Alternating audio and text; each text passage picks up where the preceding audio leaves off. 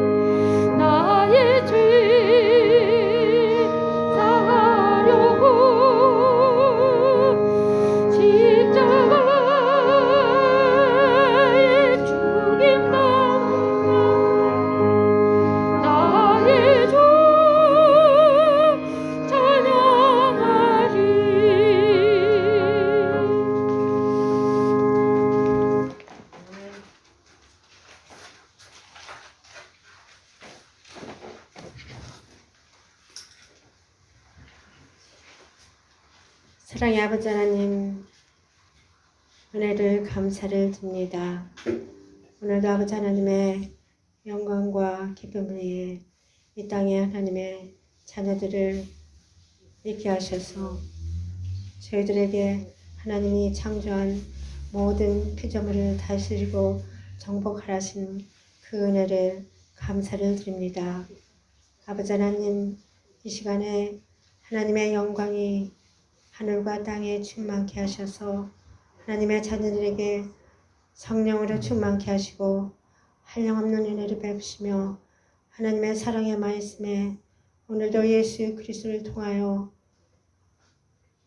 믿고 아버지의 은혜로 또 믿어 구원을 얻게 하시는 그 사랑과 하나님의 은혜에 감사를 드립니다.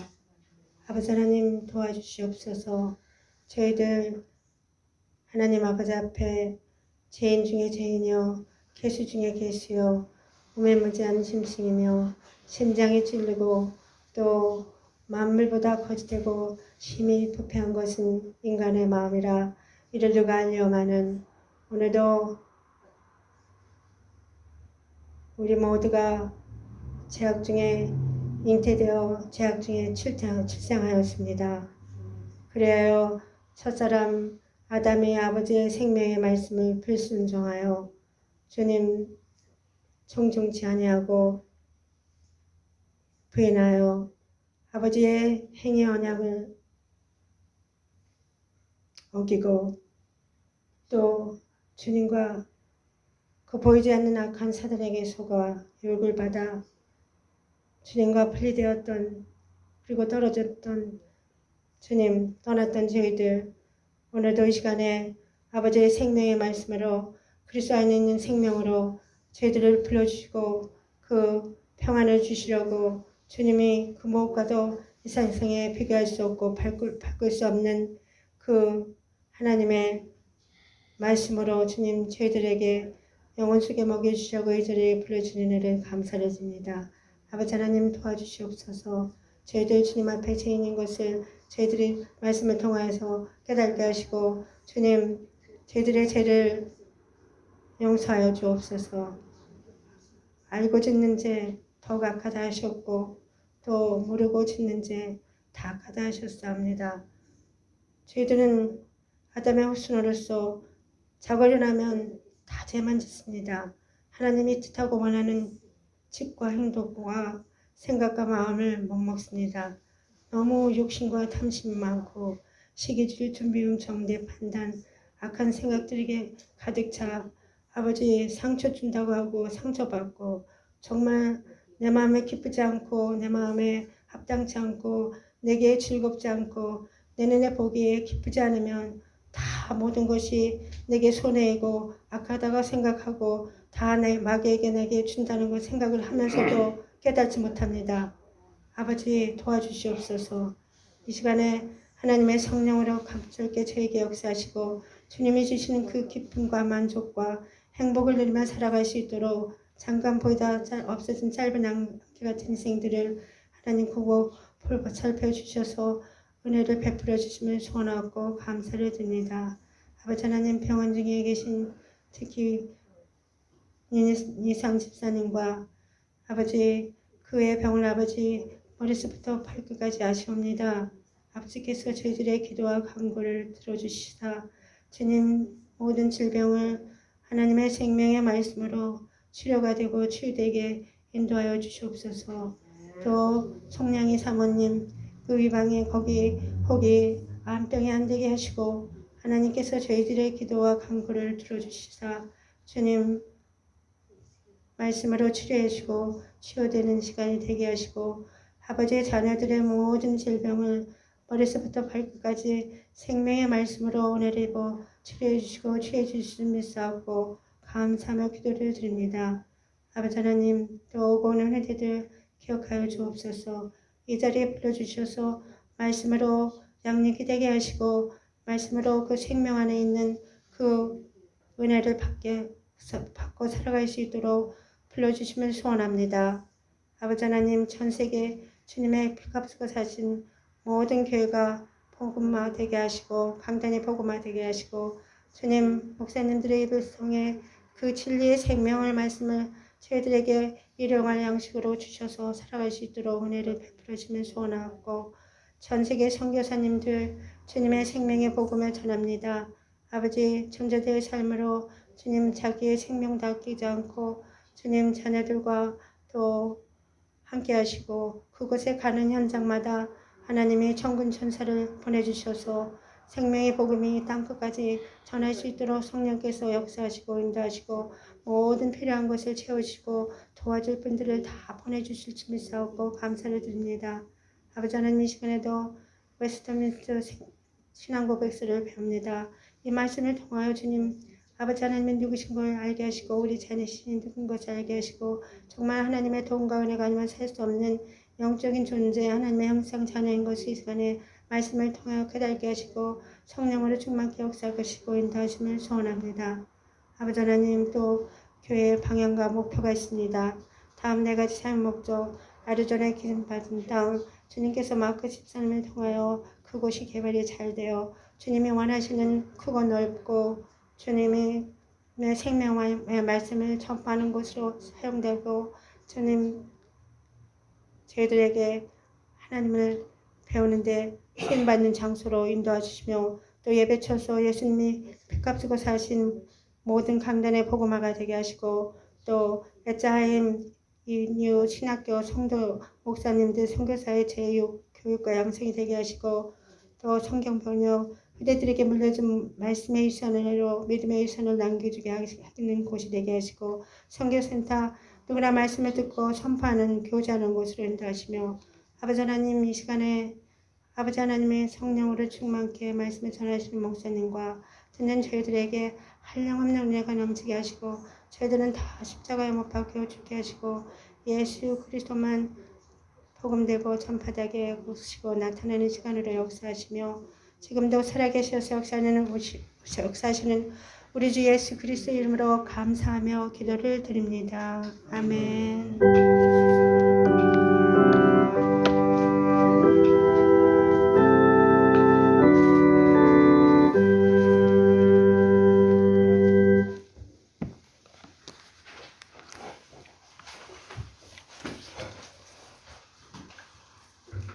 수요일 예배에 오늘 말씀 한 구절을 또 우리 같이 찾아보겠습니다. 누가복음 17장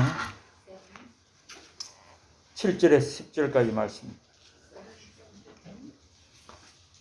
누가복음 17장 7절에서 10절 말씀입니다.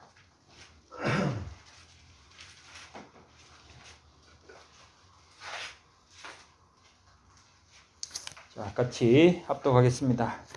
너희 중 누구에게 밭을 갈거나 양을 치거나 하는 종이 있어 밭에서 돌아오면 그들을 앉아서 먹으라 말할 자가 있느냐?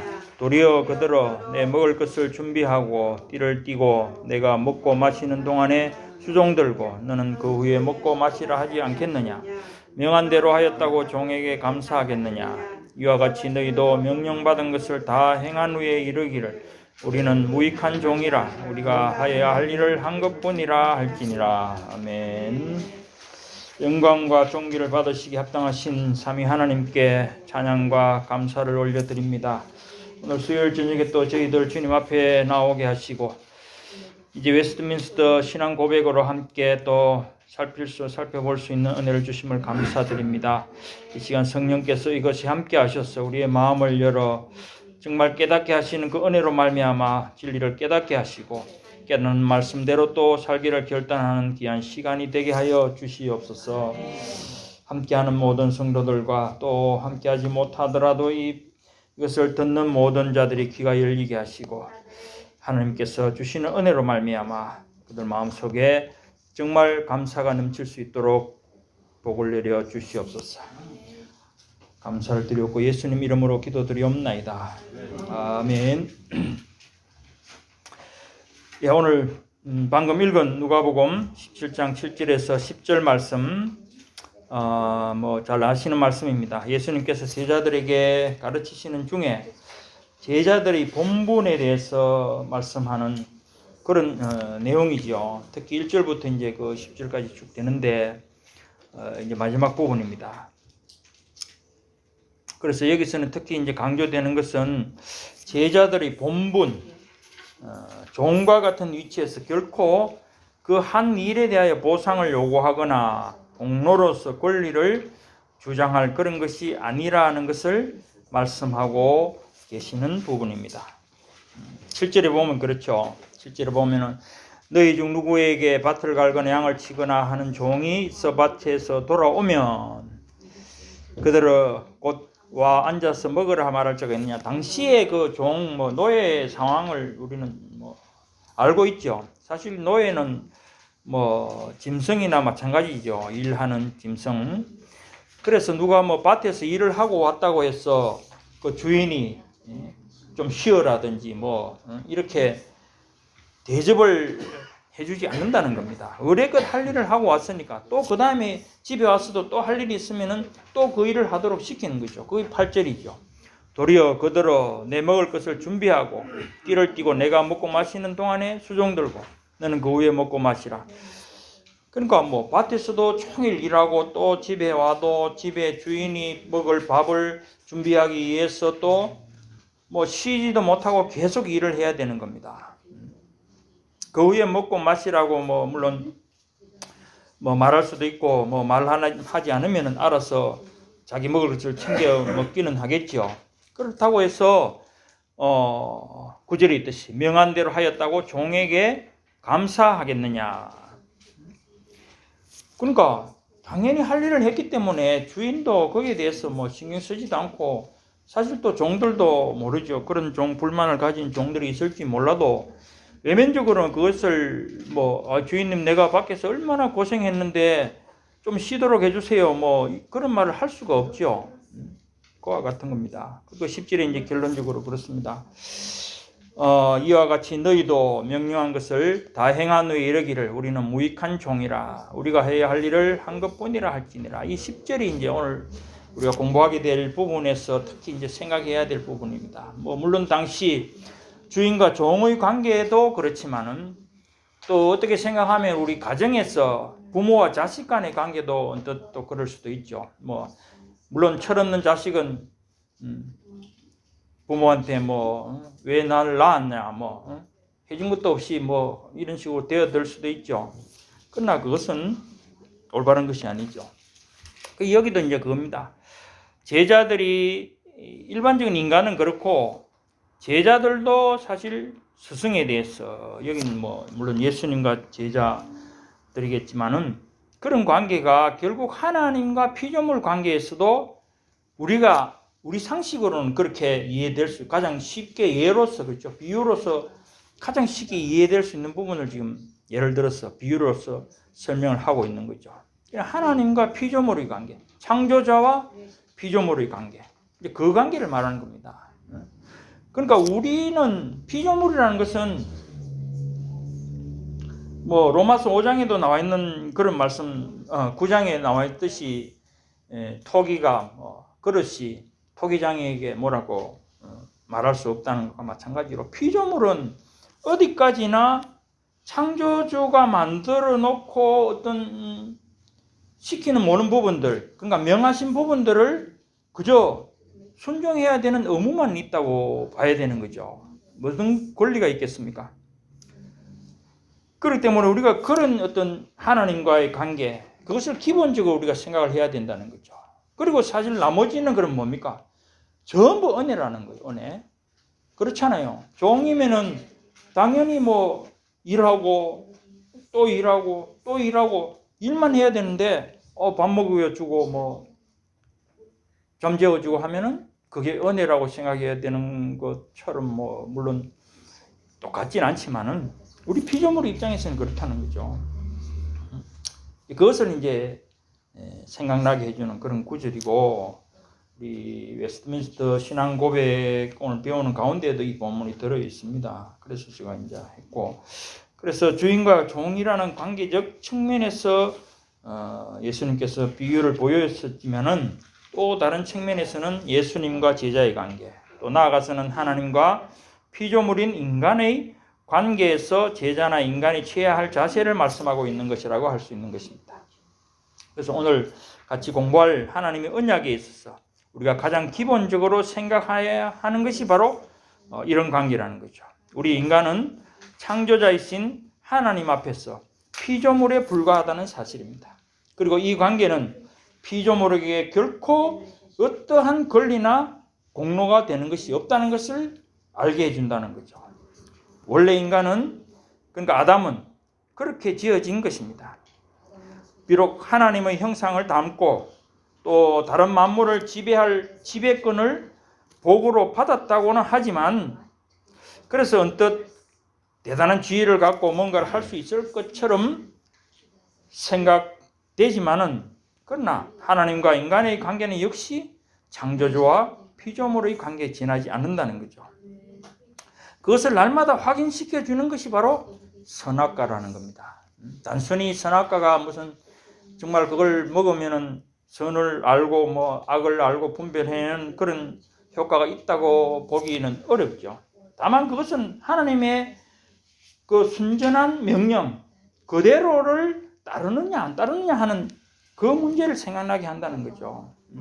그 말을, 선악과를 볼 때마다 하나님이 나에게 하신 것, 말씀하신 것, 먹지 마라, 따먹지 마라 하신 것, 그걸 통해서 나는 피조물이 하나님 말씀을 들어야지, 늘 그걸 생각하게 된다는 거죠. 우리의 관계가 그렇고 우리 피조물이 인간의 위치가 그렇다는 겁니다. 그래서 피조물인 인간은 하나님의 명령에 절대적인 순종을 할 때에만 그 지위가 확보되고 그에 따르는 축복을 누릴 수 있는 것이지, 하나님의 말씀과 명령에 대한 절대적인 순종이 아니라 자기 의지와 자기 생각으로 그 명령을 재해석하는 순간 그것은 하나님에 대한 반역이 되고 죄가 되는 것입니다. 그래서 여기 제가 재해석이라는 부분은, 그러니까 하나님의 말씀은 오리지널이죠.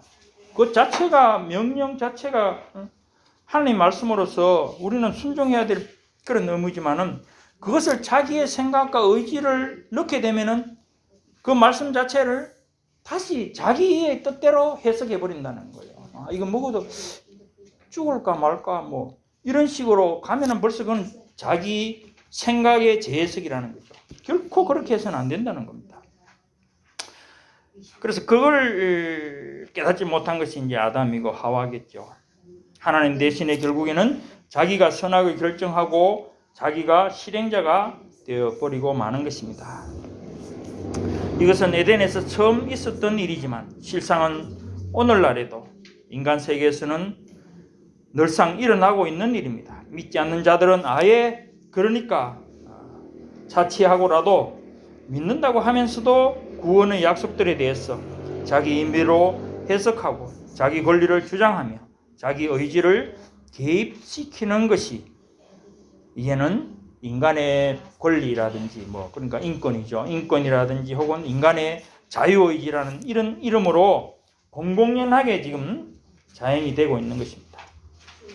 그런 이유로 해서 옛날부터 지켜오던 정통신앙들을 마치 구약 율법 시대의 캐캐묵은 그런 어떤 논리로 취급하는 것이 요즘의 세태인 것 같습니다.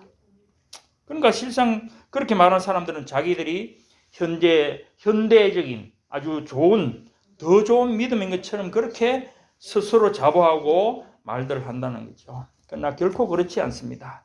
예수님은 어제나 오늘이나 언제나 동일하신 것처럼 우리의 구원을 위한 복음의 사실들도 결코 변하지 않고 오직 그리스도를 믿음으로만 그리고 그의 공로에 의지해서 구원을 얻는다는 사실은 영원토록 변하지 않는 한 가지 사실이라는 것입니다. 자, 이것을 우리가 오늘 이제 7장 들어가면서 기본적으로 우리가 생각해야 될 부분입니다. 그래서 이 절대적 순종이라는 부분은 결국 하나님의 절대 주권에 대한 우리의 응답은 절대적 순종이거든요.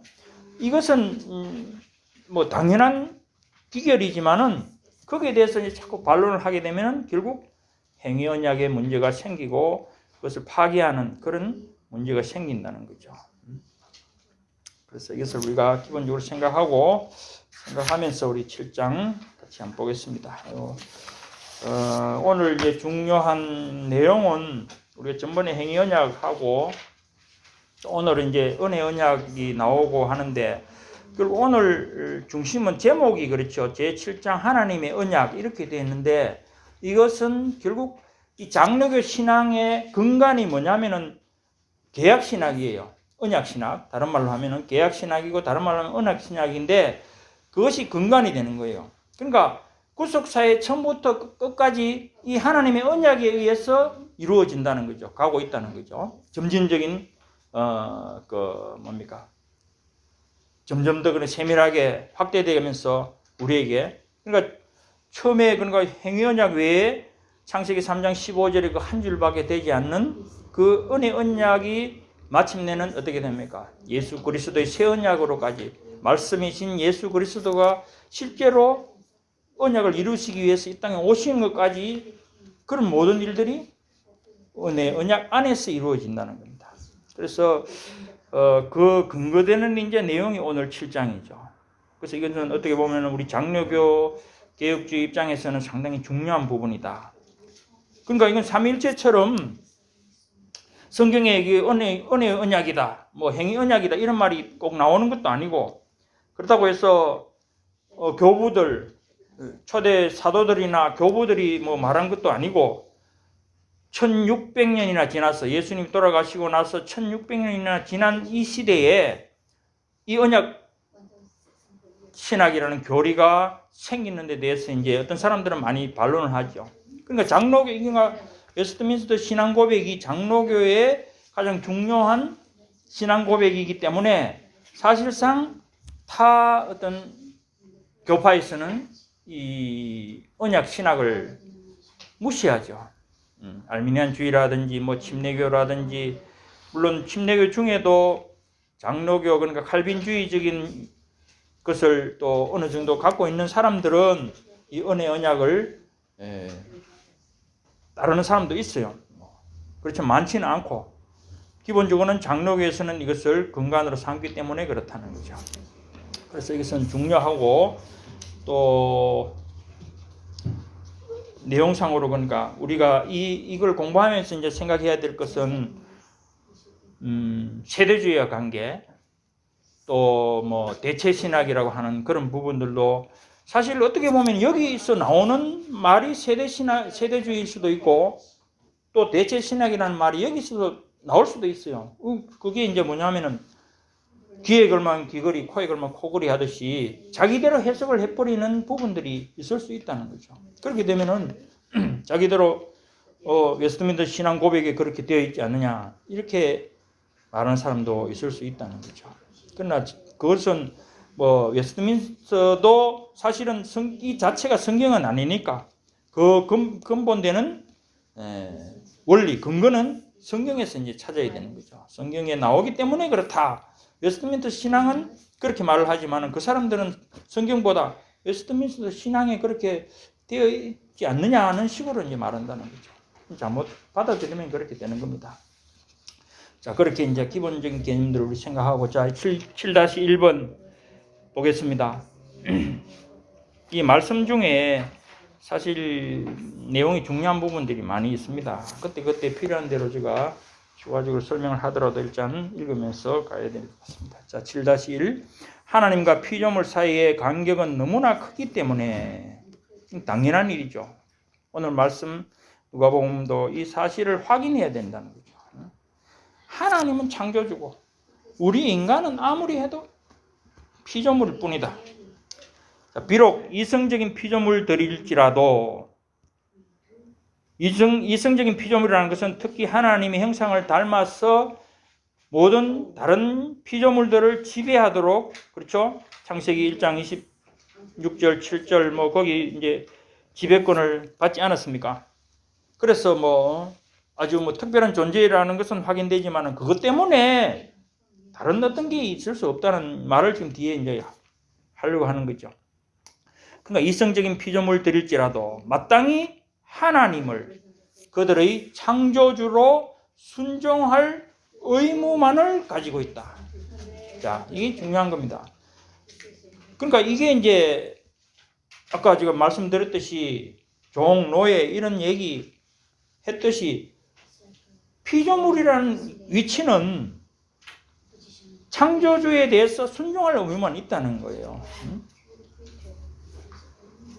이게 이제 우리가 기본적인 생각으로 이것을 명확히 해야 된다는 겁니다.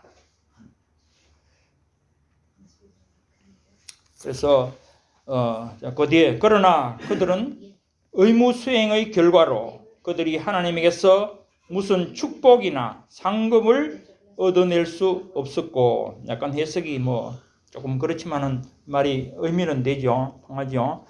그러니까 이 무슨 말이냐면 행위언약 아래에서라도 어쨌든 타락하기 전까지 얘기거든요. 아담이 타락하기 전까지의 이 아담의 상태라는 것은 뭐냐면 하나님에게 순종할 의무만 있었다. 하나님이 그렇다고 뭐 나쁜 걸 뭐 주시겠습니까?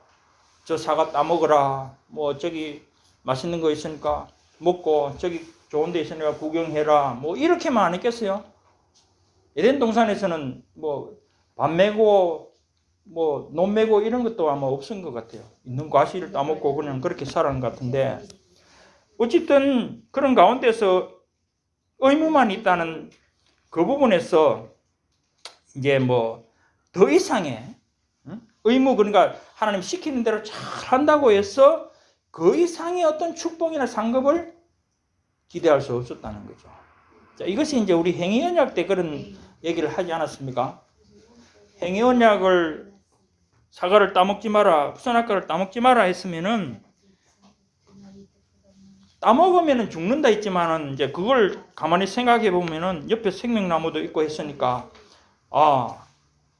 안 따먹으면은 그러면은 하나님께서 그러니까 절대적인 순종을 했다고 하나님 판단을 내리시는 그때는 이 생명나무를 우리에게 주어서 먹고 영원히 살 수 있도록 해주셨겠구나 하는 그런 이제 추측이죠. 그건 뭐 가능한 거죠.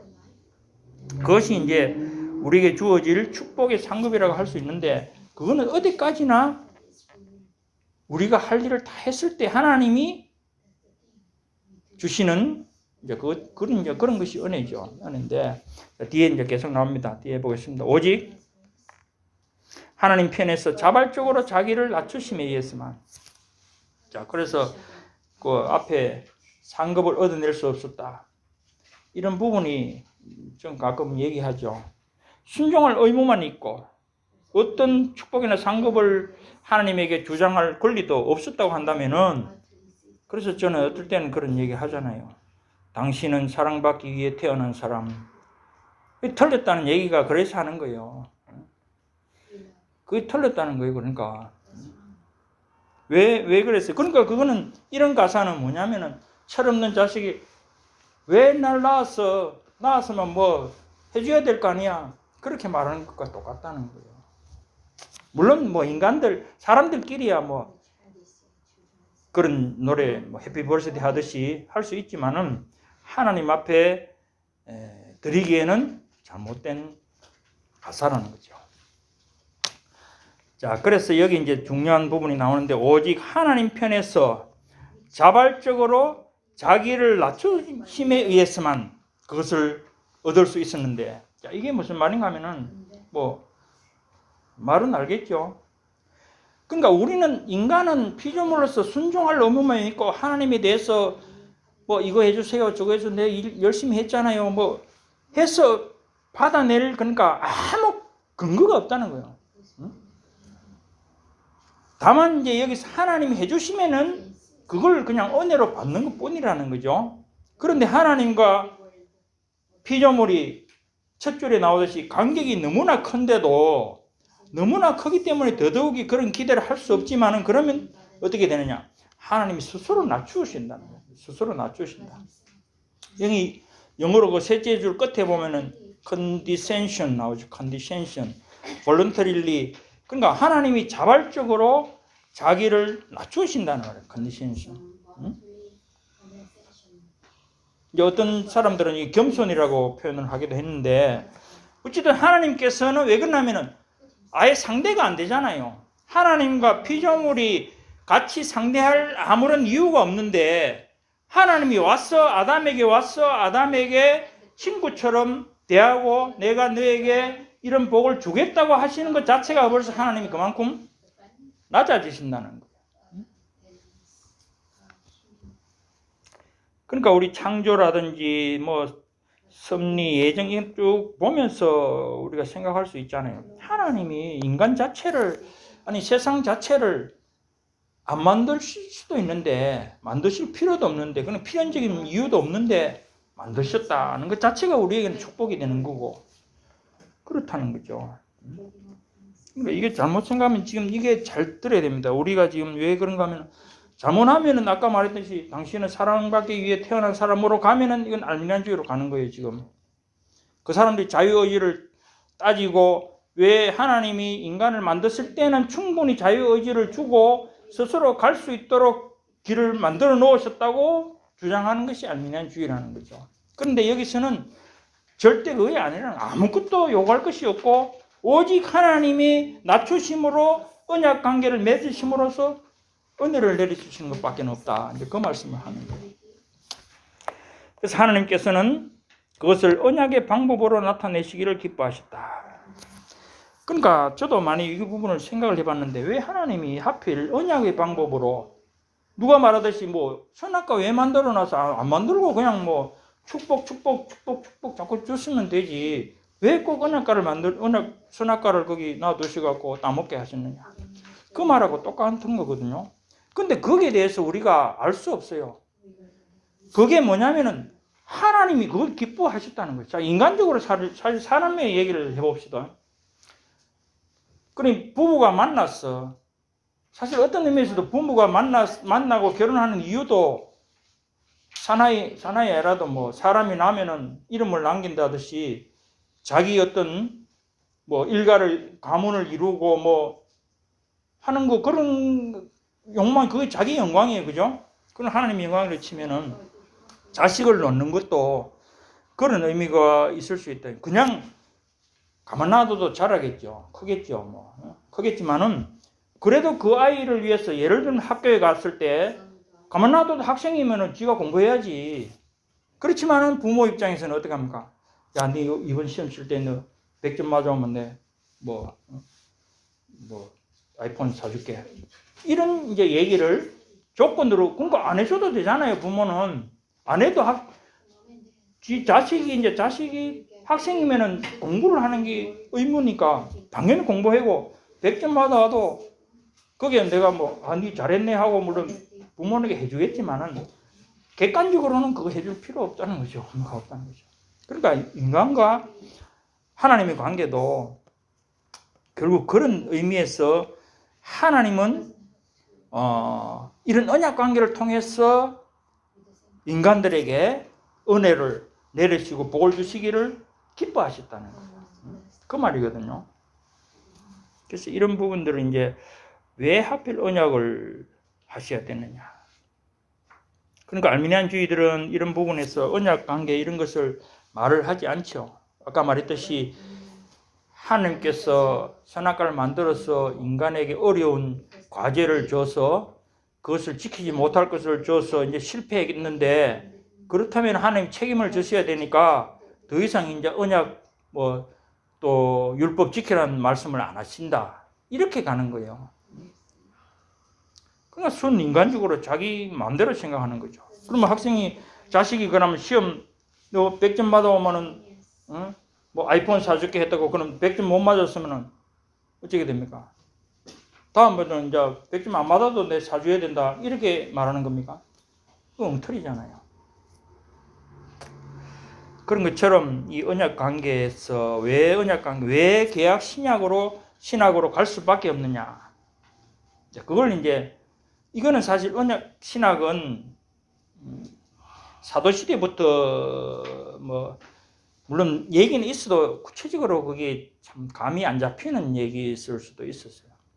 성경에 물론 언약이 많잖아요. 행위 언약도 있고 아브라함 언약, 노아 언약 쭉 이렇게 나오는데, 그런 언약을 봐도 이게 무엇일까 신학적으로 정립되기가 어려웠다는 거죠. 근데 그것이 이제 16세기, 17세기 여기 웨스트민스터 신앙 고백에서 이렇게 이제 나타나는 거예요, 구체적으로.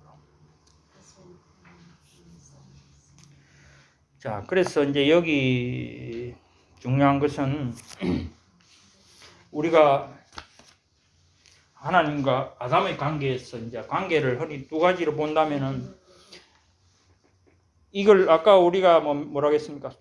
창조주로 하나님을 그들의 창조주로 순종할 의무, 그것이 이제 자연적 관계죠. 자연적 관계. 즉 창조주와 피조물이라는 자연적, 원래 피조물이 생기는 그때부터 그런 관계는 자연적 관계라는 거죠. 따라서 그거는 절대적 순종의 관계가 자연적 관계고, 그 다음에 이제 나오는 뒷부분들은 언약적 관계.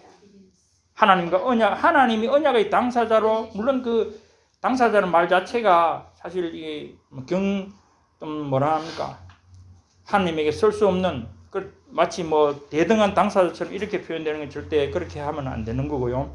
어쨌든 하나님께서 스스로 낮추셔서 인간 아담과 언약을 맺으면서 스스로 약속을 주시고 그 약속에 스스로 의무자가 되어버리잖아요. 그렇잖아요. 인간은 아무것도 사실 하는 것도 없는데 스스로 하나님이 내가 해주겠다, 그 약속에 의해서 자신 스스로가 그게 의무자가 되어버린다는 거죠. 그러니까 하나님 한번 약속하신 것은 결코 변개함이 없으시니까 자기가 하신 말씀이지만은 그게 의무로 끝까지 지금까지 계속 그게 유지되는 거죠. 자, 그 다음에 이제 그러면 그렇게 알고 우리 성경 구절들 한번 보겠습니다. 밑에 욥기 9장 32절 33절 하나님이 나처럼 사람이 아니신즉 내가 그에게 대답할 수 없으며 함께 들어가 재판을 할 수도 없고 우리 사이에 손을 얹어 판결자도 없구나. 이것은 우리가 너무 첫 줄의 간격이 너무 크다, 그런 의미도 되고, 하나님과 우리 관계가 그렇게 뭐 마음대로 할 수 있는 그런 관계가 아니라는 거죠. 시편 113편 5절 6절 여호와 우리 하나님과 같은 이가 누구리요? 높은 곳에 계셨으나 스스로 낮추사 천지를 살피시고. 그러니까 스스로 낮추, 하나님께서 굳이 참 물론 자연 신학자들처럼 뭐 만들어 놓고는 내몰라라 하고 자동으로 돌아가도록 놔두고 그렇게 무관심하게 지내는 하나님이시라는 것은 아니지만은, 그렇다고 해서 이렇게 세세하게 찾아다니시면서 낮춰서 옷을 살필 정도로 그렇게 하실 이유가 없다는 거죠. 그렇지만은 스스로 낮추셨다. 흠불, 여기는 흠불이라고 되어 있죠. 낮추셔서 천지를 살피신다. 그건 낮추심이라는 거죠. 골로새서 2장 7절의 말씀 그런 거 마찬가지 아닙니까? 자기를 비워 종의 형체를 입으시는 이제 그런 표현들도 결국에는 그런 것과 마찬가지죠.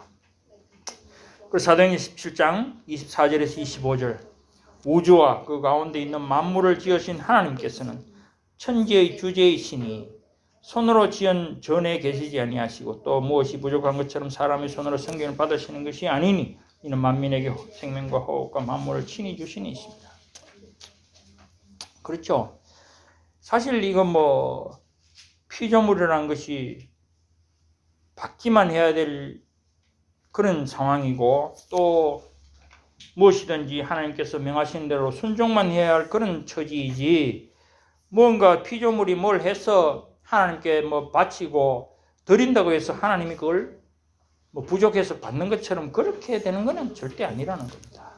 그래서 이 관계를 우리는 피조물, 이 관계를 분명히 알아야 된다. 그것이 언약 신학의 시작이라는 것을 우리는 알아야 된다는 거죠. 자, 그 다음에 7-2 페이지요.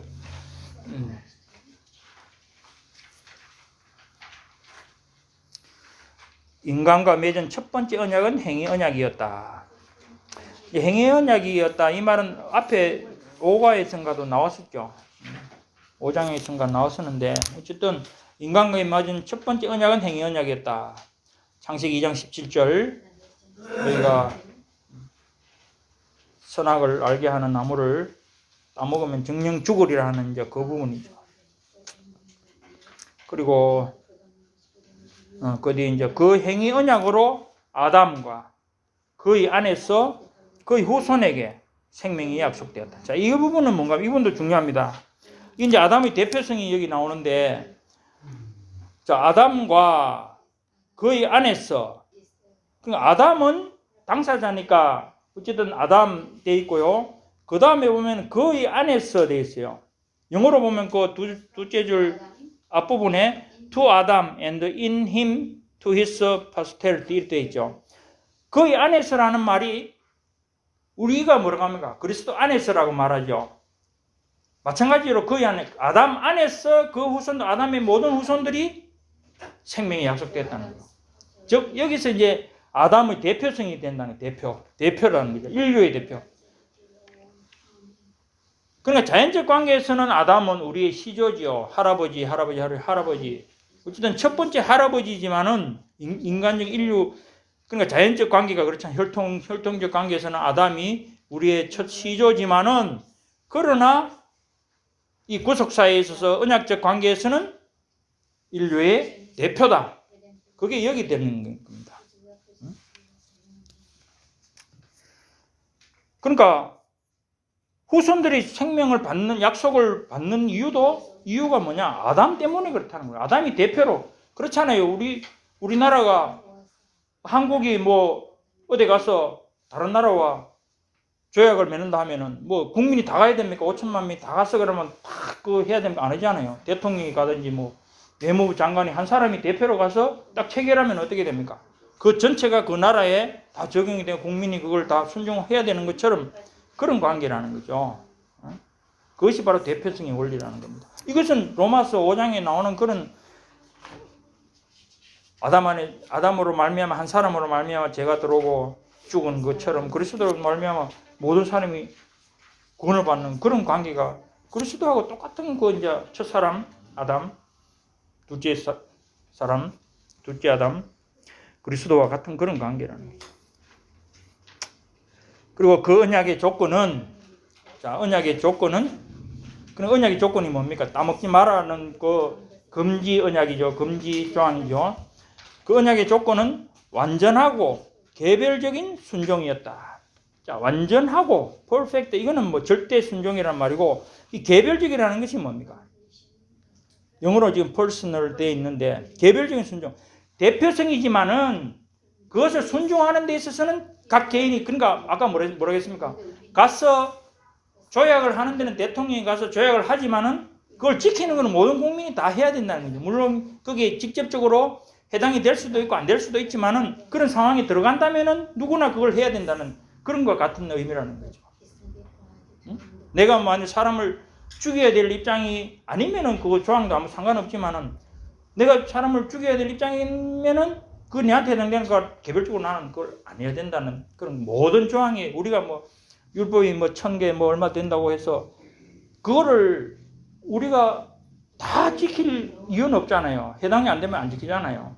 그런 것처럼. 그러나 이 개별적이란 말은 우리 한 사람 한 사람, 후대들 한 사람 한 사람이 개별적으로 그 순종에 대한 조건이 해당이 된다는 거예요. 뭐 아담 할아버지가 했으니까 나는 뭐 상관없네, 선악과도 없는데, 그게 아니고 모든 것이 순종에 거기에 해당된다는 겁니다. 생명을 얻기 위해서. 물론 이게 지금 타락하기 전에 어떤 그 조건 상태에서 하나님이 명령하실 때의 그 어떤 언약의 조건을 추론해서 지금 말해놓은 거예요. 그러나 그 행위 언약이 이루어짐으로 해서 물론 어떤 이제 상급으로 별개의 나라에 가서 살 수 있을 것이라는 그런 생각들을 할 수도 있지만은,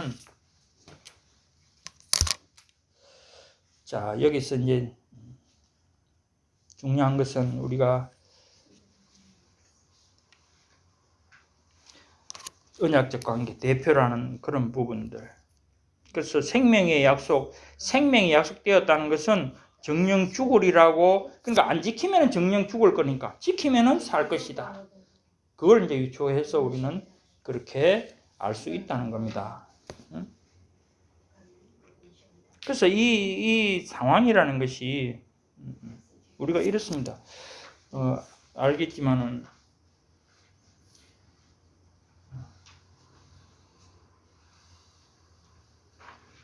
이게 이제 타락이라고 보면은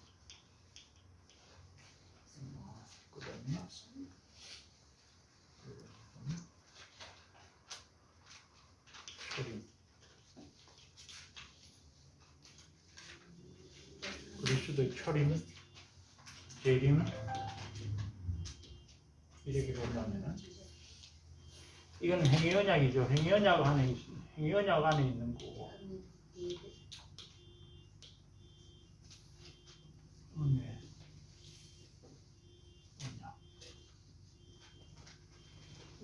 이렇게 되겠죠.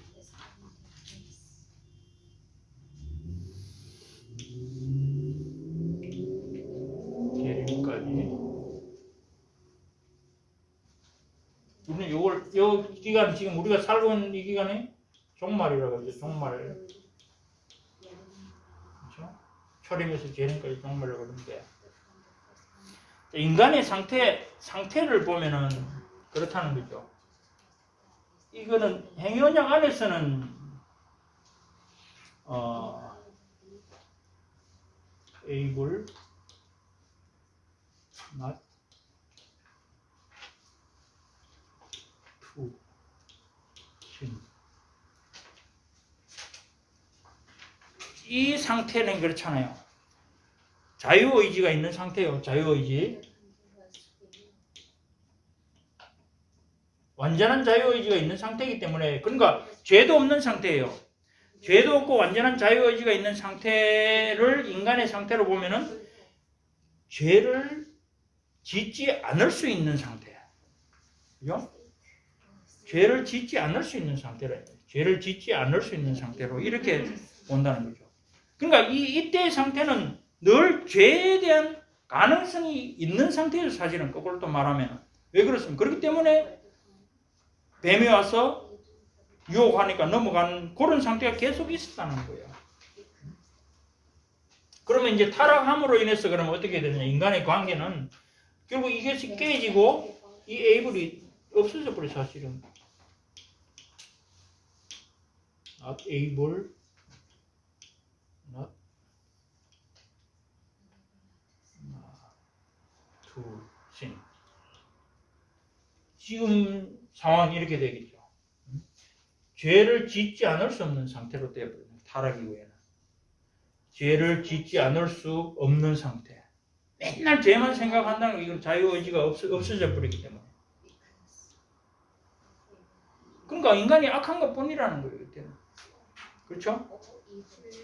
그러나 이제 여기 초림에서는 이제 물론 이 상태가 계속 된다고도 볼 수 있는 부분이고, 한편으로는 또 뭡니까? 우리가 already, not yet 이런 표현을 쓰는 데서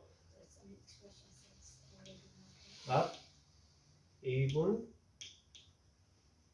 to sin. 사실 이거는 일로 넘어가죠. 지금 우리 상태는 사실은 이 상태에 있는 거예요. 사실은 있지만은 아직 완전하게 not yet까지 아니다. already는 됐는데 이것도 상황이 그래요. 그렇잖아요. 중생 됐잖아요. 중생의 상태는 사실은 이 상태인데 우리 계속 공부하듯이 옛 사람이 잔재가 있기 때문에 완전하게 이렇게 살지는 못한다는 거예요. 그러나 이것은 이제 이 상태는 사실은 요한계시록 21장, 22장 상태죠. 사실은 이것이 완전히 완성되는 때는 죄를 지으려 해도 지을 수가 없는 상태가 되겠죠.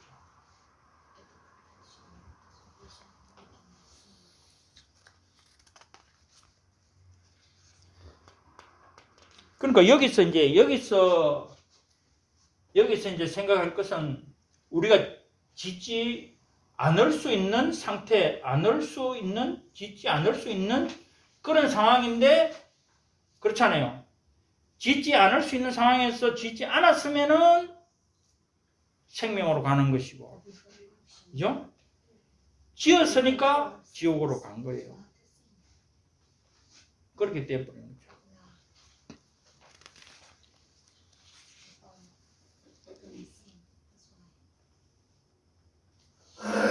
여기서 이제 순종의 시험이라는 것은 결국 우리가 전에도 말씀드렸듯이 한 단계 우리의 삶이 이건 불완전하죠. 언제라도 죄를 안 지을 수 있다는 거. 죄가 언제나도 우리를 삼킬 것처럼 뱀이 그런 상황에 와 있다는 거잖아요. 근데 이걸 깨뜨리는 것이 결국 완전한 순종에 의해서 어디로 바로 일로 가버린다는 거죠. 바로 일로 와버린다는 거예요. 순종을 했으면. 이 계시록 21장, 20장. 그럼 죄도 없는 상태, 죄나 고통이나 눈물이 없는 그런 상태로 여기서 우리가 순종을 안 따먹고 하나님의 그 시험 기간을 거쳤다면은 우리는 바로 일로 와서 사는 그런 상황이 되었을 거라는 거죠. 그러니까 그게 안 됐으니까, 불순종했으니까 이제 죄를 짓지 않을 수 있는 이런 상황을 우리가 지금 살아가고 있고, 그걸 구원하시기 위해서 예수님이 오시는 이런 이제 상황을 거쳐가는 거죠.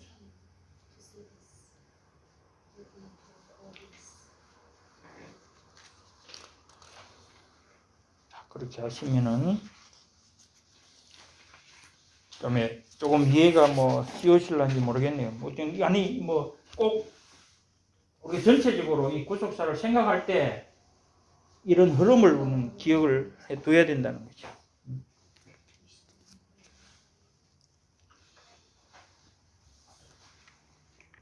그래서 여기 생명이 약속되었다, 개별적인 것이다 할 때 우리가 그것을 순종을 아담이 다 했더라면, 대표적으로 했더라면, 이 타락이 없었더라면 우리는 이제 가정이지만 이쪽으로 우리가 바로 갔을 것이고, 그렇게 안 되기 때문에 결국 이것은 뭡니까?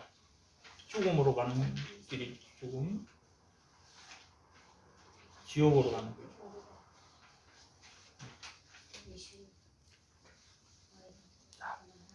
자, 그 밑에 우리 성경 구절 갈라디아서 3장 13절 한번 보겠습니다. 율법은 믿음에서 난 것이 아니 율법을 행하는 자는 그 가운데서 살리라 하였느니라. 자, 여기 이제 그 말씀이죠. 순종, 살리라.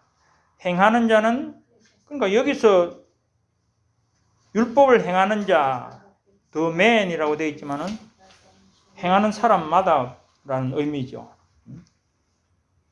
또 로마서 10장 5절에도 모세가 기록하되 율법으로 말미암는 의를 행하는 사람은 그 의에 살리라, 그 의로 살리라 하였거니와 마찬가지 말씀이죠. 그러니까 행위 언약이라는 게 물론 지금 아담에게 해당한 게 지금 이 시대에도, 그러니까 모세 시대에도 더더욱이 그것은 여전히 그것을 행하는 사람은 산다고 되어 있어요. 유효하게 지금도 작동을 하고 있다는 거죠. 그리고 그때는 뭡니까? 아까 말했듯이 개별적인 순종이다. 누가 대신해서 해줬다. 그게 율법은 절대 그게 안 되는 거거든요. 그래서 이게 주의해야 될 것은 우리가 그리스도의 순종, 적극적 순종 이런 부분들을 이제 뒤에도 조금 나오긴 하는데 그 부분이 반드시 우리는 기억나게 될 거라는 거죠. 우리는 못하잖아요, 이거를. 개별적인 순종을 못하잖아요. 못하는데 그러면 어떻게 살라는 것이냐? 결국 그리스도의 순종, 적극적 순종, 율법을 오셔서 율법을 지키신 그것에 의지할 수밖에 없다는 거죠. 공로를. 그런 결론이 나오는 겁니다. 자, 갈라디아서 3장 10절. 무릇 율법 행위에 속한 자들은 저주 아래에 있나니 기록된 바 누구든지 율법책에 기록된 대로 모든 일을 항상 행하지 아니하는 자는 저주 아래에 있는 자니라. 여기 에브리원 이렇게 되어 있는 부분들이 그럼 모든 사람이지만 개별적인 한 사람 한 사람을 말하는 거잖아요. 그러니까 율법의 어느 하나도 만일 행하지 않는 것이 있다면 정죄가 된다. 저주받는 자다. 그런 말씀을 하고 있는 겁니다. 자, 7-3 밑에 보겠습니다. 인간이 타락함으로 말미암아 행위 언약으로는 생명을 얻을 수가 없게 되어 버렸기 때문에, 자, 이제 타락을 말합니다. 그러니까 아담이 하와가 불순종함으로 생명을 얻는다는 7-2에서의 약속은 이제 없어져 버려, 날아가 버렸죠. 없어져 버렸기 때문에 주께서 두 번째 언약을 맺으시기를 기뻐하셨다. 그러니까 우리가 선택과 관련해서도 많이 얘기를 하지만은 행위 언약으로 말미암아 우리는 다 죽게 돼 버렸다는 거예요. 그죠? 난파선을 타고 폭포를 향하여 가고 있다는 거예요. 그럼 가만히 있으면 저절로 가서 다 빠져 죽는 거예요. 그 시기를 하나님이 급하게 바로 시행 안 하시고 오래 참으신다 하더라도 어쨌든 다 난파선을 타고 가서 다 떨어져 죽게 되는데 하나님이 구할 길을 내신다는 거예요. 그 중에서 몇 사람을 구하신다는, 그게 언약이라는 겁니다. 그래서 뒤에 보면 주께서 두 번째 언약을 맺으시기를 기뻐하셨다. 그러니까 죽을 길로 지금 가는 걸 보고 급하게 하나님이 새로운 은혜 언약을 주셨다는 거예요. 그게 뭡니까? 창세기 3장 15절이라는 거예요. 창세기 3장 15절. 그것이 원시 복음이고 그것이 바로 은혜 언약의 이제 처음이죠. 근데 우리가 이제 여기서 한 가지는 사실 행위 언약도 그렇고 은혜 언약도 그렇고 우리가 이제 알아먹기 쉽게 그렇게 지금 사용을 하고 있지만은 실질적으로는 그 모든 게 하나님의 은혜죠. 그죠? 하나님의 은혜라는 걸 우리는 기본적으로 알아야 됩니다. 자, 그래서 은혜 언약이라고 불린다. 그 언약에 의하여 주님은 죄인들에게 예수 그리스도로 말미암아 생명과 구원을 값없이 주셨다. 자, 이 영어가 계속 영어로 보면은 이게 계속 뭐 콜론, 세미콜론 뭐 이런 식으로 콤마 이런 식으로 계속 나가면서 한 문장으로 계속 되어 있는데 사실 우리나라 말로 이게 연결하기 참 어려워요. 그러니까 떼서 그냥 보면은 그 언약에 의하여, 즉 은혜 언약에 의하여 하나님은 죄인들이라고 바로 나오죠. 죄인들에게 예수 그리스도로 말미암아 생명과 구원을 값없이 주셨다. 자, 여기서도 이제 뭐 끝까지 그럼 한번 보고 또 설명하겠습니다. 그러나 그들이 구원받도록 하기 위해서 그리스도를 믿는 신앙을 그들에게 요구하시고, 즉 믿음입니다. 믿음을 요구하시고 믿음으로 구원받는다는 말입니다. 믿음을 그들에게 요구하시고 생명에 이르도록 작정되어 있는 모든 자들에게 그의 성령을 주시어 그들로 하여금 기꺼이 그리스도를 믿을 수 있게 하실 것을 약속하셨다. 자, 이게 지금 여기 지금 은혜 언약입니다. 이거 자, 잘 들으세요. 자, 첫째 그죠? 셋째 줄에 예수 그리스도 말미암아 생명과 구원을 값없이 주셨다 했죠. 분명히 죽을 생명을 얻지 못했는데 얻을 수가 없게 된 행위 언약을 어겼기 때문에 다 죽어야 되는데, 근데 은혜 언약을 베풀어서 예수 그리스도 말미암아 생명과 구원을 주셨다 했었습니다. 물론 그것만 해도 우리가 은혜인 걸 알죠. 그런데 그것이 더 얼마나 은혜인지 자 보세요. 그럼 그 다음 줄에 나오는 게 이제 그냥 그거 하는 것이 아니고 구원받도록 하기 위해서 그리스도를 믿는 신앙을 요구하셨다. 믿음으로 구원을 준다. 믿음으로 구원을 준다. 또 그러면 믿음도 사실은 뭐 하나님이 주시는 거니까 우리는 걱정할 필요가 사실 없죠. 그리고 생명이 이르도록 작정되어 있는 모든 자들에게 그의 성령을 주시고 그들로 하여금 기꺼이 그리스도를 믿을 수 있게 하셨다. 자, 요구하셨지만은 또 맨 끝에 줄에 뭐예요? 믿을 수 있게 하실 것을 약속하셨다는 거예요. 응? 야, 너희들 믿으면은 너희들 생명 주겠어. 했는데 거기다가 또 보너스가 뭡니까? 믿을 수 있게 해주겠어. 그것까지 했는 그럼 우리는 하는 게 뭐예요? 우리는 아무것도 할 거 없어요, 사실. 그렇지 않아요? 믿을 수 있도록까지 해주시겠다는 약속을 하셨다는 거예요. 그래서 은혜라는 거예요. 응? 프리리 돼 있잖아요. 프리. 응? 공짜로는 공짜. 우리가 하는 게 뭐냐? 너가 하는 게 뭐냐? 없다는 거예요. 응? 행위 언약에서는 선악과 따먹지 말아야 했으니 그걸 지켜야 되는 그 행위가 있어요. 율법을 지키는 그 율법적 행위가 있어야 되잖아요. 그걸 하면은 구원을 얻지만은 이 은혜 언약에서는 너 행위 언약 때문에 너 죽게 됐지만은 이제는 그런 거 다 필요 없고 예수 그리스도만 믿으면 돼. 근데 어렵다고 생각하지 마. 믿도록 내가 해주겠어 이렇게 한다는 거예요. 예? 그렇잖아요. 여러분들이 알고 뭐 믿고 왔습니까? 아니잖아요. 여러분들이 믿은 거 아니라는 거예요. 여기 뭐 온 것도 마찬가지잖아요. 여러분들이 이 말씀 들으려고, 이 귀한 말씀 들으려고 여러분들 뭐 물론 뭐 자원해서 뭐 자발적으로 오셨다고 생각하겠지만은 그러면은 또 착각이라는 겁니다. 하나님이 이 말씀 들을 수 있도록 불러주셨다는 거예요. 믿을 수 있게 하셨다는 거예요.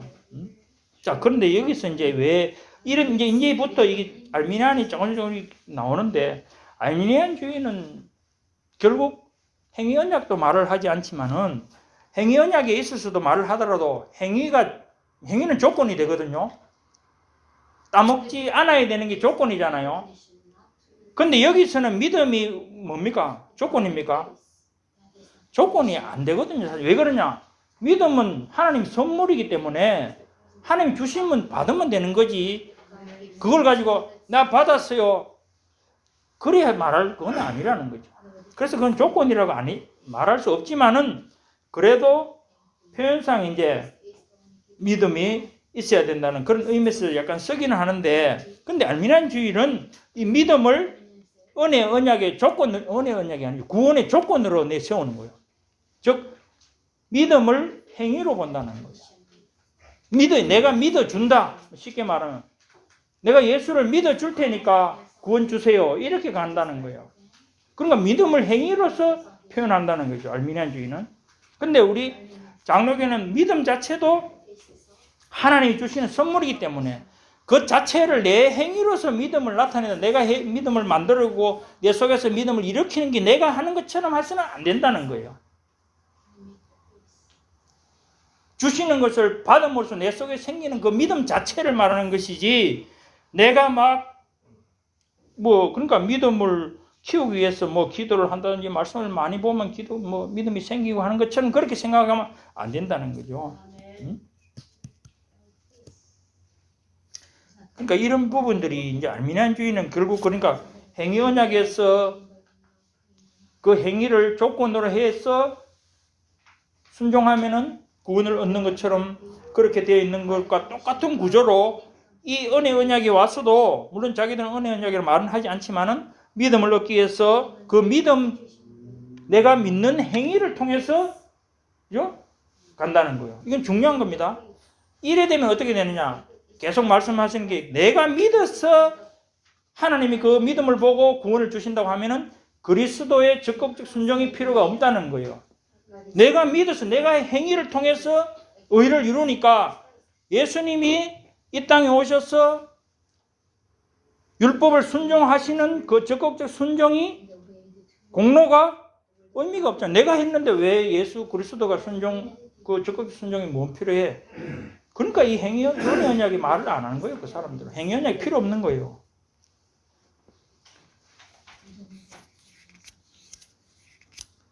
그래서 이런 부분들은 상당히 중요하고, 특히 이제 알미니안주의, 그러니까 지금 알미니안도 사실은 그 칼빈 종교개혁 시대에 최초의 알미니우스가 한 그 알미니안주의를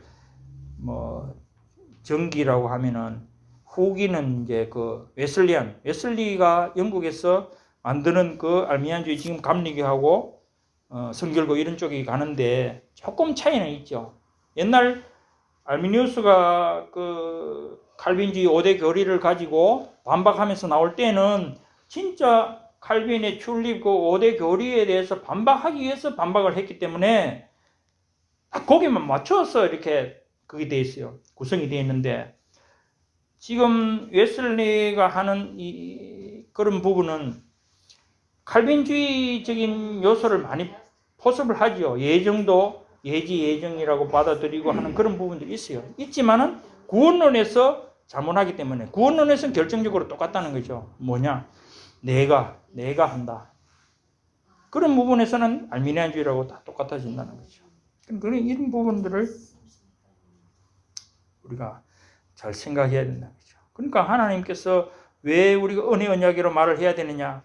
하나님이 우리에게 믿음을 주셔서 구원을 하시겠다고 너희들 믿음을 있어야 되고 말을 하지만은, 그렇게 믿도록 하시는 것까지 하나님이 성령을 통해서 다 해주실 것이라고 약속을 하셨으니까, 이제 이런 부분들이 우리가 구원론, 이제 그 구원의 서정에 들어가면은 성령의 사역 부분에서 불가항력적으로 주님이 성령이 오시면은 우리는 안 믿고는 안 되는 그 역사가 일어난다는 거죠. 그럼 이제 중생, 회개, 믿음 이런 게 절대적인 하나님의 주권이라는 이유가 그거예요. 우리가 거기에 하나도 조금 더 개입할 것이 없다. 그런 의미에서 그렇게 말하는 거죠. 자, 그럼 로마서 8장 3절 밑에 한번 보겠습니다. 육신이 율법으로 말미암아 연약하여 할 수 없는 그것을, 그렇죠? 행위 언약에서 하지 못한 그것을 이라는 말도 되겠죠. 하나님은 하시나니 곧 죄로 말미암아 자기 아들을 죄 있는 육신의 모양으로 보내 육신의 죄를 정하사. 자, 이 부분은 사실 은혜 언약 외에 구속의 언약이라는 것이 있는데, 그것은 은혜 언약 이전에 하나님 안에서, 삼위일체 하나님 안에서 인간의 구속을 위해서 서로 또 이렇게 언약을 맺은 부분이 있어요.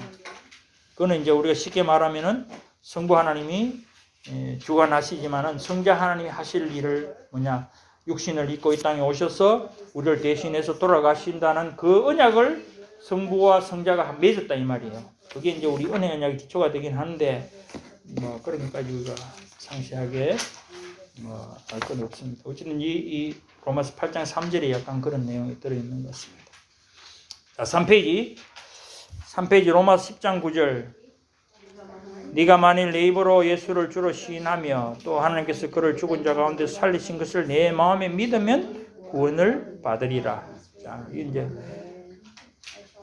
믿음을 요구하시는데 구원을, 그러니까 이것이 믿음을 요구하신다, 또 믿을 수 있게 하신다 하는 것은 우리의 어쨌든 우리 인간 편에서 응답입니다. 그거는 거절할 수 없는 응답이죠. 그럼 당연히 그렇게 해야 된다는 거예요. 불가항력적인 은혜 가운데서 우리가 응답해야 되는 부분. 에스겔서 36장 26절에서 27절. 또 새 영을 너희 속에 두고 내 새 마음을 너희에게 주되 너희 육신에서 굳은 마음을 제거하고 부드러운 마음을 줄 것이며 또 내 영을 너희 속에 두고 너희로 내 율례를 행하게 하리니 너희가 내 규례를 지켜 행할지라. 네.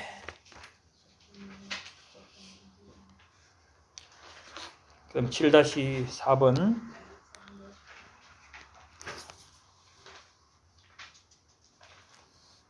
벌써 9시 다 됐네요. 자, 7-4번 하나만 보겠습니다.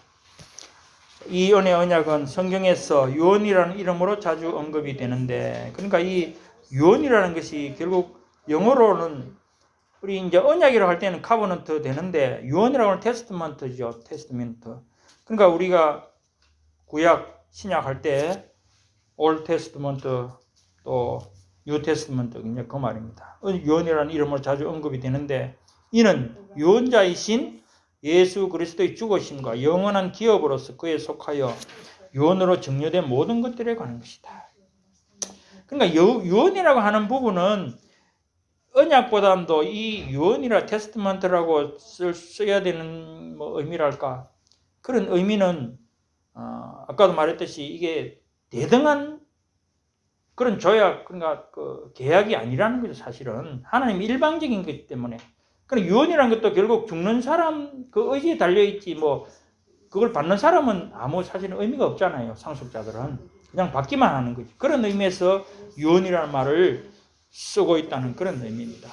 그래서 유언자이신 예수 그리스도. 그러니까 이 모든 구속의 사역이 예수 그리스도의 죽으심으로 성취가 된다는 거죠. 그럼 유언과 같다는 의미입니다. 그럼 예수님이 오셔도 이 땅에 살아 계시는 동안은 실현이 안 됐잖아요. 성취가 안 됐잖아요. 죽으심으로 유언처럼 그 모든 것이 우리를 위해서 죽으신 모든 일들이 성취가 됐다는 그런 의미에서도 유언자이신 예수 그리스도의 죽으심이라고 표현을 하는 겁니다. 그래서 영원한 기업, 하나님 나라, 또 그에 속하여 유언으로 정료된 모든 것들. 그러니까 이제 영어로는 therein 이래 해서 이래 있는데, 이게 참 해석하기가 애매한 부분 내가 이렇게 했습니다.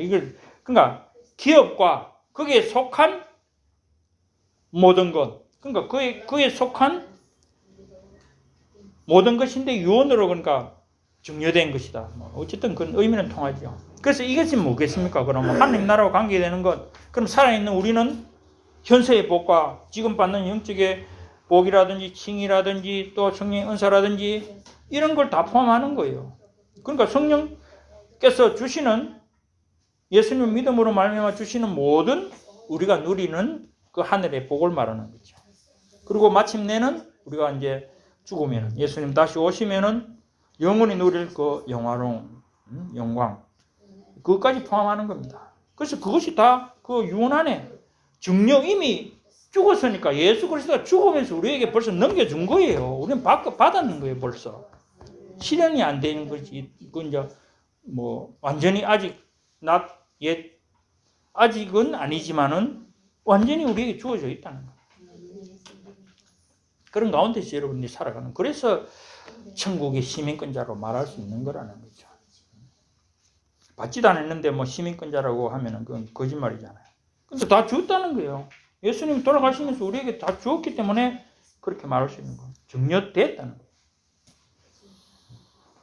여기 비케디드 뭐 어려운 단어인데 그런 의미죠. 자, 마지막 히브리서 9장 15절 17절 읽겠습니다. 이로 말미암아 그는 새 언약의 중보자시니 이는 첫 언약 때 범한 죄에서 속량하려고 죽으사 부르심을 입은 자로 하여금 영원한 기업의 약속을 얻게 하려 하시며 유언은 유언한 자가 죽어야 하나니 유언은 그 사람이 죽은 후에야 유효한즉 유언한 자가 살아있는 동안에는 효력이 없느니라. 아멘. 자, 오늘 여기까지 하고요. 다음 이 5번에도 상당히 또 내용이 그렇습니다. 이 세대주의와 관계되는 부분이고 대체 신학과도 관계되는 부분인데 사실 우리는 별로 신경 쓸 거 없어요. 그 사람들이 그렇게 해석을 하고 막 이렇게 하기 때문에 그런 거지. 우리 원래 정통 신학에서는 그 사람들과 사실 아무 상관없이 만들어 놓은 웨스트민스터 신앙 고백이기 때문에 그렇게 생각하면 되는데 그래도 관계되는 부분이니까 같이 잠깐 그때 다음 주에 보도록 그렇게 하겠습니다. 뭐 질문할 거 있습니까? 하나님 아버지 감사합니다. 오늘 웨스트민스터 신앙 고백을 통해서 하나님께서 정말 우리 인간을 위해서 베푸신 그 은혜의 언약이 얼마나 참 은혜인지 우리는 아무것도 주장할 수 없고 아무것도 권리라고 내세울 것이 없고 공로도 없지만 그러나 하나님 저희를 불쌍히 여기셔서 정말 은혜로 저희들을 생명과 구원을 주시기 위해서 아버지 베푸신 은혜인 줄 믿습니다. 하나님 이런 참 귀한 진리, 교리를 배우고 깨달을 수 있게 하신 것을 감사를 드리고 우리가 이 신앙, 이 믿음 안에서 주님 오시는 그날까지 바로 서서 정말 이것을 통해서 또한 우리가 험한 세상 넉넉히 이길 수 있도록 지켜주시고 인도해 주시옵소서. 예수님 이름으로 기도드리옵나이다.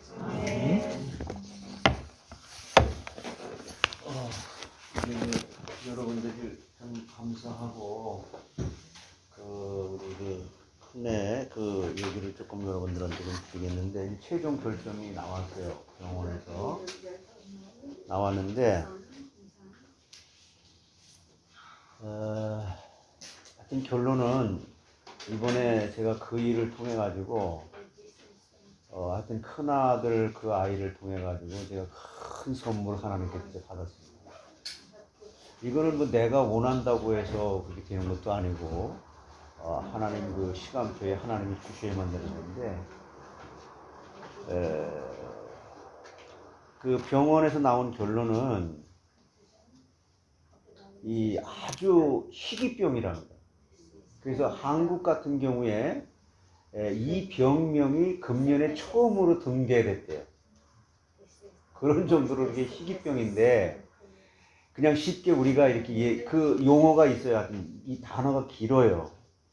여러 개 이렇게 합성으로다가 돼 있어가지고 근데 그런 병인데 말하자면은 그 박테리아가 머릿속에 들어가서 염증을 일으킨 거예요.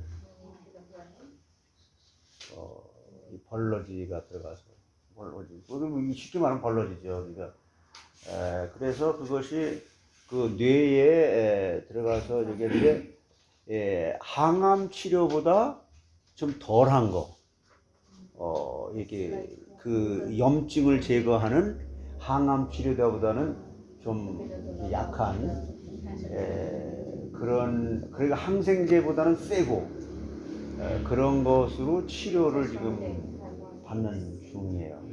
그리고 이 녀석이 저한테 이제 전화가 와가지고 화해를 요청하고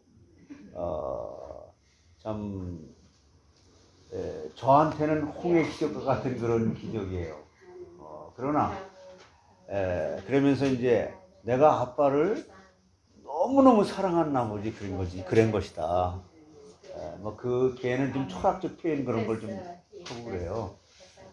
그러니까 정말 인간이 얼마나 이 아주 잔인한지 여러분 우리의 삶이요 신앙생활이 하나님의 일을 좀 한다고 하는 사람들조차도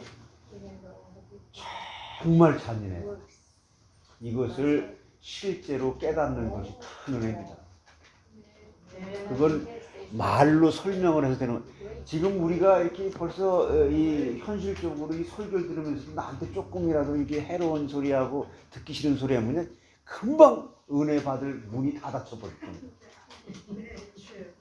이게 정말 간사하고요 잔인한 거예요. 그리고 사람들을 이렇게 대하는데도 여러분 솔직히 내가 그 사람에게 원수를 사랑하라고 하는 이 말에 그 기준을 준다고 그러면은 여러분 원수를 사랑할 마음이 눈꼽만큼도 우리 안에는 없다는 거예요.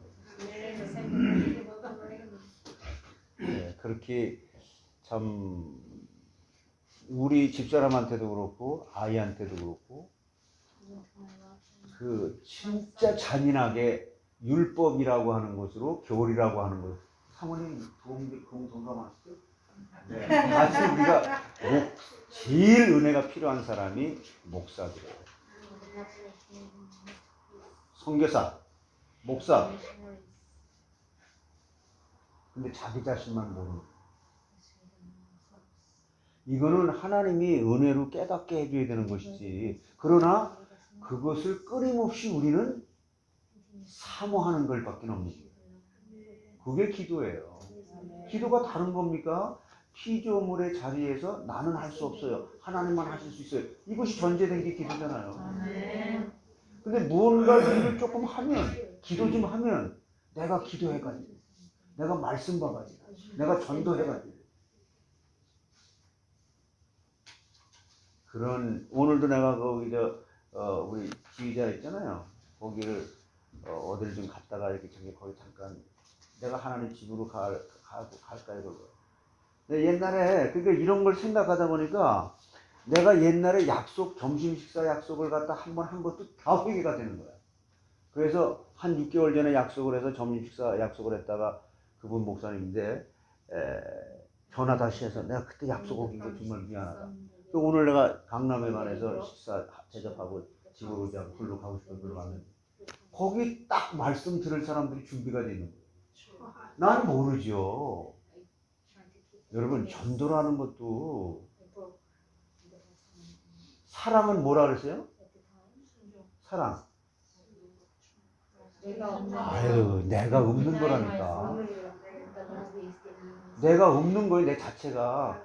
보이지 않는 하나님이 내 자체 보이는 나를 통해서 보이지 않는 하나님의 능력이 나타나는 건데 문제는 내가 그 보이지 않는 하나님의 순수한 사랑을 다 맡고 있는 장애물이라는 게 죄라는 거예요.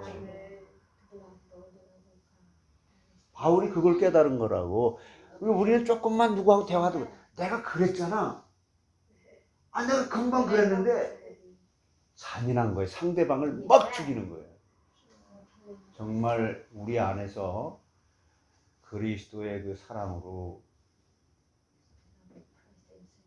사랑할 수 있는 기회가 상급이고 기도, 그 안에 모든 게 다 들어있어요. 그래서 이제 큰애가 애 픽업하는 것도 허락을 했고 또 집에서 애 보는 것도 허락을 했고 그 돌잔치도 가족들끼리 모여가지고 좀 했으면 좋겠다고 하고 그게 하나님의 그 섭리의 그 은혜인데 우리 결과를 들으면은 그걸 좋아한단 말이에요. 하나님이 제1 원인으로 해서 은혜 주신 것을 그걸 놓쳐버린다고.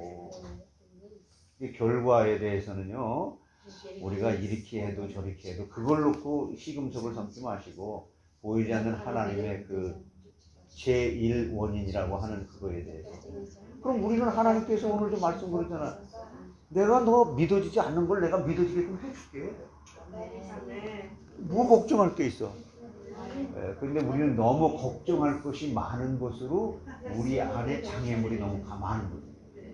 그리고 육신적인 충족을 위해서 너무 많은 것을 땡길 수밖에 없는 사단의 통로가 되어 있어도 왜 잔인합니까? 내가 잔인하도록 사단이라고 하는 놈이 내 안을 면도칼로 갈기갈기 찢어나가지고 그 잔인함이 내 속에서 상처라고 하는 것이고 이 시험 든다고 하는 거거든요.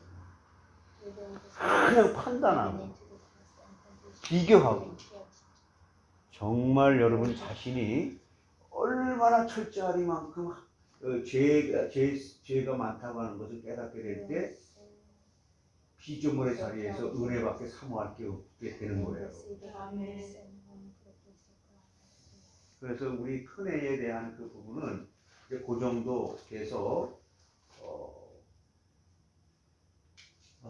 좀 뭐 계속 기도해 주시면서 이렇게 해주는데 너무 좀 감사하고 우리 송영희 사모님 같은 경우는 병원에 아직 가시지 못했지만 또 우리 교회 안에 아프신 분들 이런 분들 뭐 아픈 사람들마다 조금 더 이게 이해를 했다. 그건 부스러기 같은 그런 거. 근본적으로 우린 사랑할 의무밖에 없는 거예요.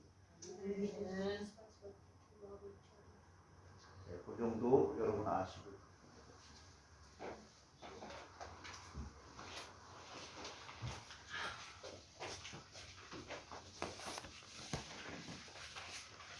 (310장) 찬양 드립니다. 310.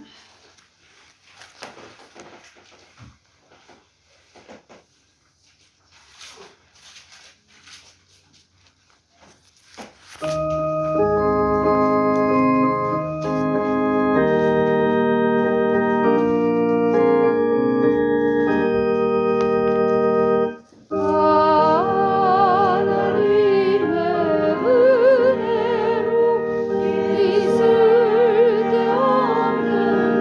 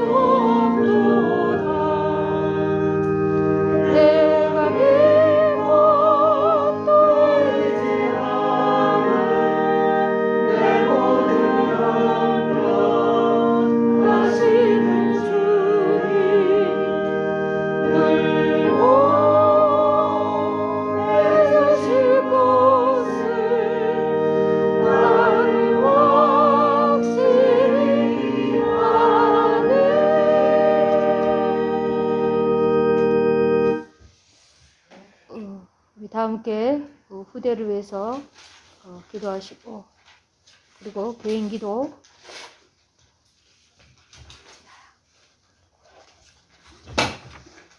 다 같이 후대를 위한 기도를 하시고, 그 다음에 개인기도와 중보기도와 교회 방언과 목표, 열방 선교를 위한 시대적 사명과 모든 선교사님들과 전도자님 위해서 기도를 하시는데요. 이번 주간에 주신 말씀은 나만이 나병에서 고침받은 비결과 예수를 도운 사람들, 또 오늘 말씀 또 생각하시면서 다 함께 기도해 드리시겠습니다.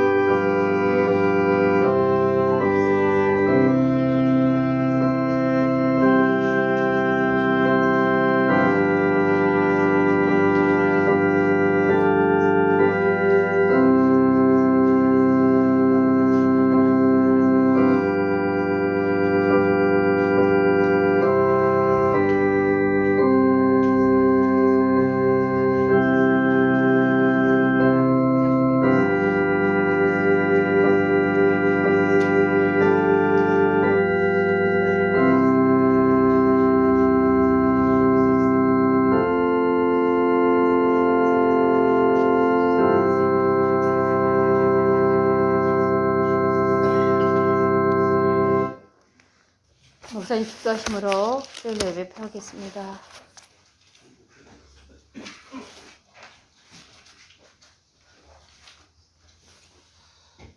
지금은 우리 주 예수 그리스도의 은혜와 하나님 아버지의 극진하신 사랑과 성령님이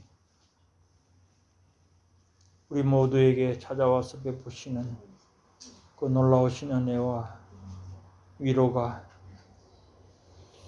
정말 하나님의 말씀을 통해서 우리에게 베푸신 은혜가 얼마나 큰지 짐작하지도 못한 저희들에게 오늘 또한 깨닫게 하신 그 말씀의 은혜를 따라서 순종하며 살아가기를 소원하는 주의 모든 백성들 머리 위에 지금부터 영원토록 함께 있을지어다. 아멘.